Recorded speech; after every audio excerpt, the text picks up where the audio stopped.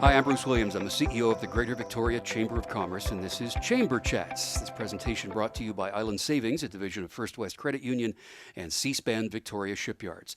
As you know, in these chats, we talk with people that are doing interesting and innovative things as we move through this pandemic. The wording that we always use is that we are taxiing together down the recovery runway. And the people that are making those pivots, if you will, within our economy are the pivot pilots. Three fascinating stories today, and as I was just saying to the guests before we started, I have product from all three of these people in my home right now and make a regular point of consuming them all. Lindsay Dault is the owner of Country Bee Honey, which is a place I hope you've been to, but you've probably been past. It's on West Saanich Road in Central Saanich. Tara Black is the owner of Origin Gluten-Free Bakery. They have a location in Langford at the Belmont Centre and in Victoria. And Autumn Maxwell is the owner of Cold Comfort Ice Cream, which is located in the North Park district of Victoria. So thank you all for being here and welcome. We're kind of talking with you guys in terms of you being whether it's a niche product or a specialty product. And Tara, I'm going to start with you because as I've mentioned to you, I have worked in a bakery because my family owned a bakery when I was a kid, so I know how much work it is. But tell me about the idea of opening up an entirely gluten-free bakery. Where did that idea come from? It actually spawned from taking a course back in 2008. I took a How to Start Your Own Small Business course over at Camosun, and there are around 25 different individuals in it. During the breaks, there was an immense amount of conversation around gluten-free diets. There turned out to be about 6 different people in the class that were gluten-free or celiac. And I love food. It's my entire world. It's how I talk, and Right. how I share. And so I'm used to people talking about, what they love and getting other people on board. But I'd never seen conversation like this. Like, it was intense. And it was like, you have to try this, stay away from that. Oh my God, have you seen what's happening here? And I was just like, wow, okay, something different's going on there. So I talked with one of the women, like we became friends during the course. I've been in the food industry since I was 13. And for whatever reason, I've always ended up doing a lot of the specialty diets for different customers, whether it was in the hotels or the restaurants, the bakeries. So my back experience and then what I was seeing there, I was just like, this might actually work. Yeah. So at the time I had a business partner. We had talked about it for years about going into doing something together. And so I brought her that idea and she was like, oh, this is awesome. She loves research. So between the two of us, we kind of just made it work. And the next thing we knew, we worked very hard. It definitely wasn't all just luck, but we hit it with the right timing. And we figured if we could just do gluten-free, we could make it more affordable. It's not a cheap endeavor. It's quite expensive, but if you do it properly, you can make it a little bit more affordable for people and give them a way better product than what's sitting on the shelf to save on or somewhere. Yeah, because Amanda and I, my partner and I, are both gluten-free and we're also dairy-free. And those are parts of what you do. Autumn Maxwell at Cold Comfort Ice Cream, you're kind of the same. You've got, your flavors are amazing, by the way. If you've never been to Cold Comfort, Maine, you got to go. But there are products that you have that are vegan, that are dairy-free, that are gluten-free. Tell me about the idea for Cold Comfort. Love the name, but where did the idea come from? Honestly, I always kind of sidestepped that question by saying that I never really chose to do it.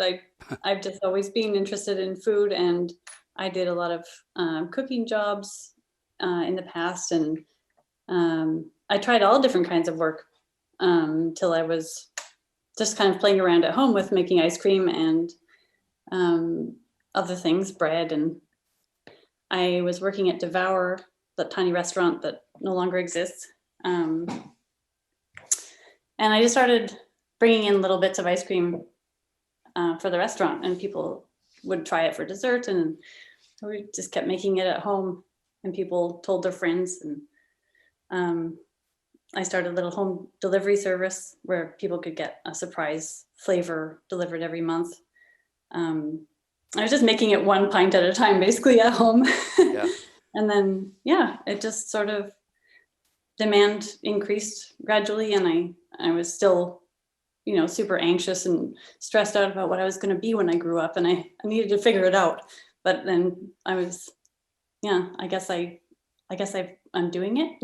I think you are. And you know what? You're doing it very well. Lindsay, Country Bee Honey, that, if I recall from having heard you speak one time, you kind of made a lifestyle change to take this on, right? Can you tell me a little bit about that and how you landed where you are? Yeah, we were in Vancouver before, and I had a beekeeping supply business. So I taught beekeeping, sold livestock, all sorts of stuff. But I grew up on the peninsula and I just hated Vancouver. And I'm like, how can I get home? Like, what can I do Yeah.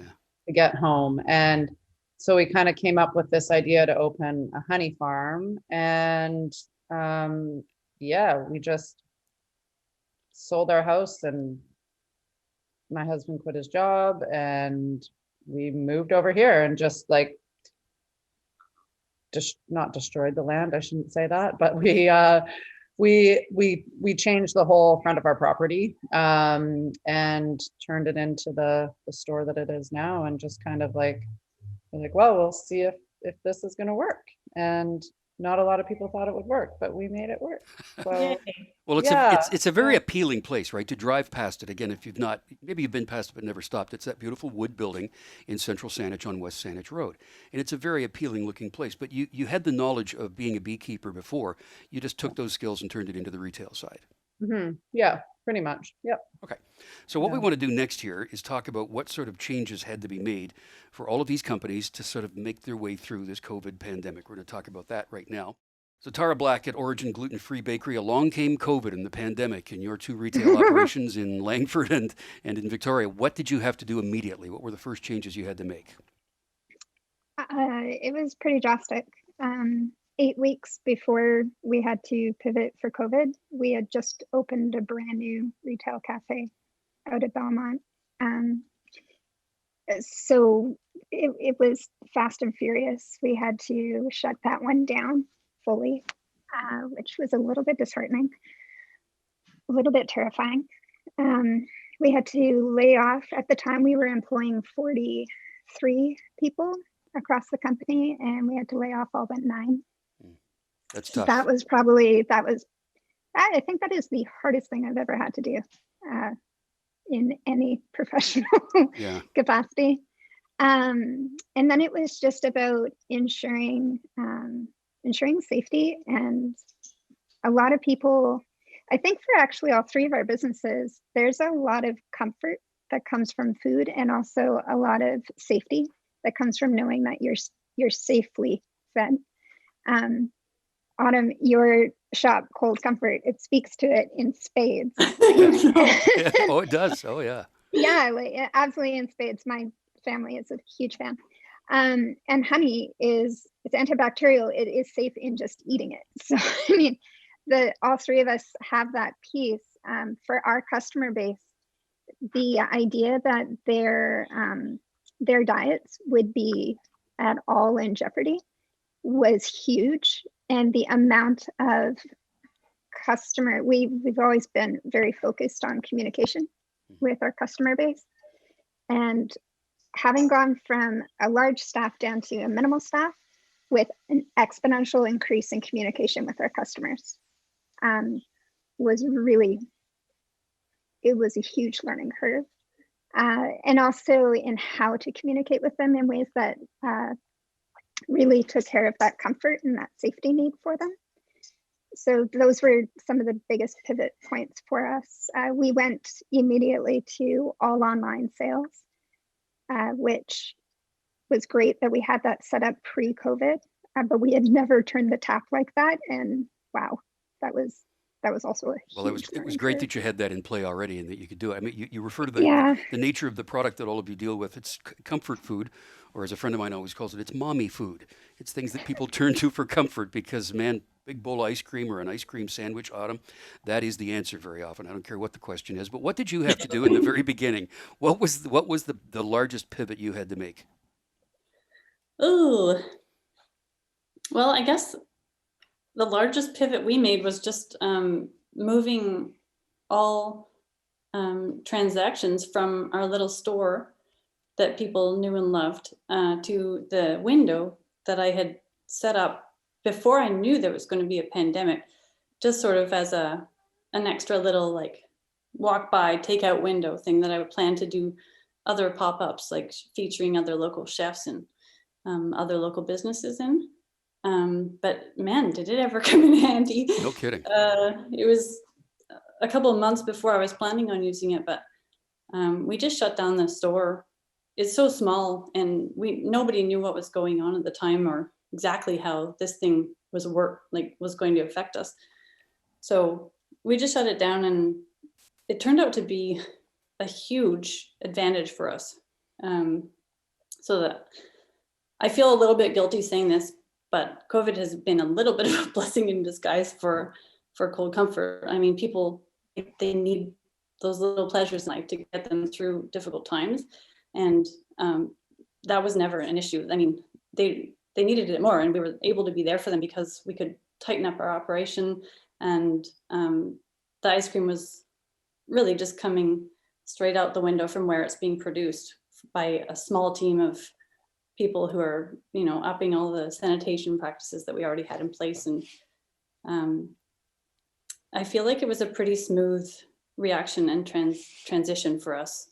All in all, I feel pretty grateful, actually, compared to a lot of other businesses that I know who have suffered immensely and continue to suffer. Yeah, one thing that all three of you have in common too is that you manufacture on site, because your ice cream is made on site, Autumn, where you are, and Tara, you have your bakery, which is over on Pandora. And Lindsay, you're right on the farm. You got it going on, so it's like everything you need is right literally in your backyard. But what kind of pivots and changes did you have to make as soon as this all started? We had to lay off. I think we laid off. We have a pretty small staff, but we laid off 3 people. And then we just kind of looked to our staff to see what was everybody's, what were they driven by and wanted to do within the business. So my one girl, she did put everything online. I'm like, all right, so everything's going online now. And so now we have a massive online store, which we never had before. Yeah, it helped a lot. And then our, she also did social media. So we amped up our social media. Our summer was not what we anticipated it to be. It was supposed to be, tour buses and like long table dinners and all these events that, we went down to being like, well, nothing really. We opened our back farm for 2 days during the summer, and that was it. So financially, from what we had projected for that year of what we were doing and all that, completely changed. But like Autumn was saying, it's somewhat of a blessing in disguise because no one was going anywhere. Everyone's like, what are we going to do? Like, there's nothing to do. So we got a lot of local tourism now. So people who would have never normally stopped here are like, well, I'm so bored. Like, let's go to Country B. That's so great. So, yeah. So now we have a bigger like local base of people that come here, whereas we wouldn't have had that before. So really, like, moving forward, it's actually more people telling, when tourists start coming and they're like, hey, where should we go? They'll come out to the farm to check out what's here. So it was, as crappy as the whole thing is, somewhat a blessing in disguise in a little way. Yeah, I feel like there are many. And those customers that you gain during this are the ones that are going to carry you the longest, like those. Totally. I feel like my customers, a lot of them have been with me for upwards of 6 years. Like those local customers are gems. Yeah. Totally. Yeah, well, And they do your advertising for you. They do, yeah, word of mouth. Autumn, you started up in 2010, I believe, right? Because that's, I think, when you and I first met was back around 2010 or 2011. Yeah. Yeah, I was just getting started. So something else that we've seen through COVID is, in particular in the building trades, for example, the supply chain, the materials that are used to build houses, especially the cost of wood and all that stuff has gone through the roof. I want to talk about that with all of you next. So Tara, when you're doing things in a gluten-free, soy-free, dairy-free, allergy-free bakery, for the most part, you're looking for specific ingredients. How reliable has your supply chain been to create the origin products that you create? It's temperamental. Okay. Highly temperamental. The interesting thing that COVID played with was also the US climate. So our we try to work with as many local suppliers as possible or local product as possible. However, gluten-free grains, we use about 26 different ingredients to replace wheat flour. And they come from all over the world. So as much as we can get local, we can't sustain it just from that. And unfortunately, a lot of it has to go through the states and through the borders and through imposed tariffs, and then through supply shutdowns because of COVID. So the last 12 months has probably been the most challenging we've ever faced Yeah, I'll bet. in this. Yeah, and it's interesting actually that where we've seen the commodities really fluctuate in price, and for that reason, we actually do costs every 6 months because of how often they just fluctuate normally. And we've seen prices actually come down on some ingredients that have been inflated for years. Wow. Yeah. Like what? Like what kind of products? Quinoa. Quinoa flour went from being $190 a bag is about 11 kilos, to being $145. Wow. That's a huge drop. No kidding. Yeah, I mean, it's all relative, and it definitely, other things have definitely gone up. Sure. But it wasn't so much the pricing that has been our biggest contender. It's been the availability. So where we typically deal with about 3 to 4, and we try to keep it really tight, we've had to actually work with about 6 to 7 different suppliers in order to make sure we're always available to the product we need. Yeah. So Autumn, you're also using materials that are not possibly mainstream in a sense, but you have to bring them in. I mean, you use coconut. We don't grow coconut around here. And what's your issue with bringing things in for the ingredients that you need? Honestly, I haven't noticed much of a change. Yeah, the coconut milk it seems to be flowing freely. They're milking those trees. There's been no price changes really that I've noticed. And then yeah, our ingredients in our ice cream are so simple. You know, it's just like Avalon organic dairy, and then the organic cane sugar, which we didn't notice a change. I haven't noticed That's anything. been really stable. Is it? Yeah, yeah. And then yeah, if anything, I think that we actually had more access to the dairy than we usually do in a summer because of closure and people not ordering as much. Sometimes we would get shorted in the summer because there wasn't enough organic whipping cream to go around. And then we just wouldn't make ice cream. We just make coconut milk ice cream instead. But we didn't get shorted last summer. You know, which is sad because I know why, but it's nice for us, I suppose.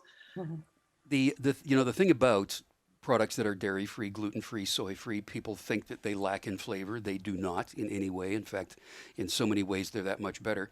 And Lindsay, there's just something about locally produced honey that's different from mass-produced honey. So within your operation, was there anything in the supply chain or materials you needed? You've got bees, but the rest of the stuff you need, was there any interruption in that?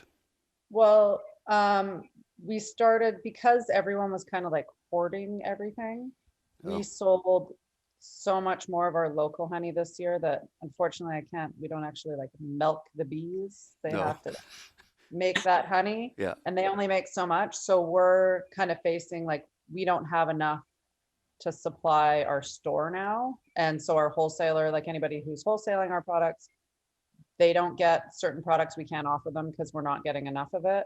And then also because of the demand of honey, the price has gone up. So the price of honey has gone up for a lot of reasons, but I actually kind of love it because beekeepers are actually getting paid.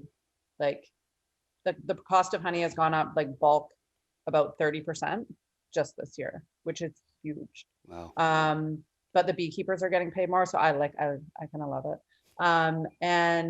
But that has, so the demand, so I'm basically pre-purchasing honey from all of my small beekeepers. I'm like, here's how much I need, because we'll work with other small beekeepers in Vancouver and on the island and everything. So I have to kind of fork out the money to pay for everything prior, in order to ensure that we'll even have enough for our store. Because the demand's so high now on that stuff. People have kind of like, through COVID, I don't know, looked at their diets and were like, I'm going to change some stuff and I'm going to start using honey instead of sugar. And yeah, it's crazy how many tubs of honey we actually sell now instead of little jars. So the supply chain is, yeah, it's a little bit different now. It's costing us more, and like we'll have to reevaluate our pricing as well next year. But yeah. We are just about out of time. I just need a quick answer on this from each one of you. What have you learned through this ordeal? Tara, what's your takeaway from what you've been through in the last 14 months? Just keep going. And you will. And you are. Just keep going. In retrospect, I can't say that I've been a huge fan of COVID. But we're actually going to post our largest year in revenue ever this year. Part and parcel because we changed a lot of our operations just before COVID started. But this is going to be our highest revenue year since 2009. Well, so I can't say it's been all horrible. Can't deny that. Autumn, what about you? What have you learned through this ordeal? What's your takeaway? Well, I think that it's just been a lesson in learning how to adapt. I mean, I've always been a fan of having to adapt to things. It's kind of a challenge for me. I know not everyone is the same in that regard. But I find it's really important to keep checking in with your staff and making sure that everyone's comfortable, trying to make it work for them in terms of like, do you want to keep working? I want to keep you working. How can we make this feel good for you? And I mean, we were able to increase wages during this period because we also had a record year last year.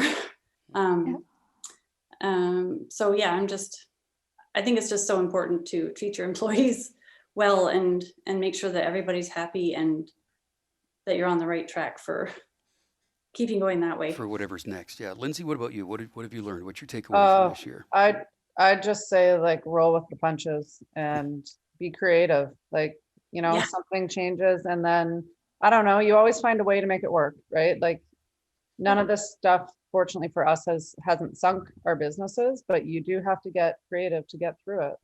And all of you have done that for sure. Thank you all for being here. Lindsay Dault is the owner of Country Bee Honey, which is on West Saanich Road in Central Saanich. Tara Black owns Gluten Free Bakery. That's one in Langford and one in Victoria. And Autumn Maxwell is the owner of Cold Comfort Ice Cream and the Canteen that's located right next to it. Thank you all for what you do. Thanks for being involved with the Chamber. Thanks for inviting us. Thanks for being here with us today. Appreciate it. And patronize these folks because their products are amazing. And I'm Bruce Williams. We'll see you again for another Chamber Chat. For more episodes of Chamber Chats, go to checknews.ca/podcasts.